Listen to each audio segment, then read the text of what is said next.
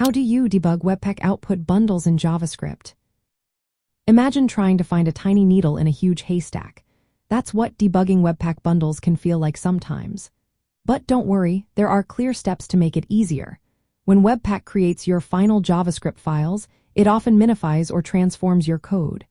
This makes it tricky to see what's really happening in the browser.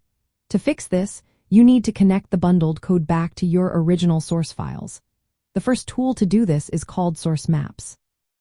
Source maps are special files that link your bundled code to your original code.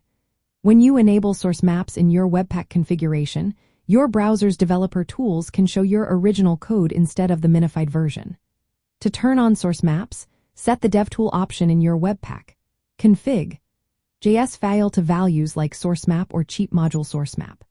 The difference is that source map provides detailed mapping, while cheap module source map is faster but less detailed. Once enabled, open your browser's developer tools. In Chrome or Firefox, you can set breakpoints directly in your original source files. This makes stepping through your code and inspecting variables much easier. It's like debugging your code as if it was unbundled. Sometimes, your bundle might be larger than expected or include modules you don't need. To analyze this, you can use the Webpack Bundle Analyzer plugin. It creates an interactive visualization of your bundle, showing which modules take up the most space. This helps you spot redundant or large dependencies. Installing it involves adding it as a development dependency and including it in your Webpack plugins. After running your build, it opens a browser window with a visual map of your bundle.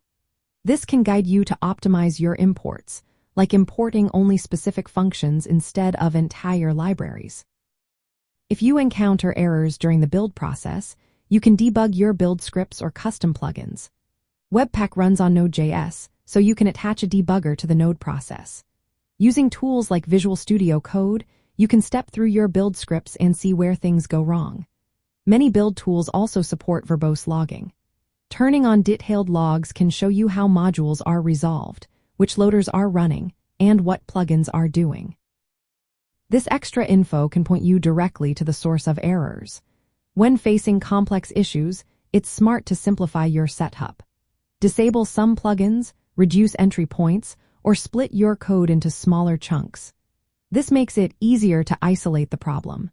Using code splitting and dynamic imports can also help load only parts of your application, making debugging more manageable.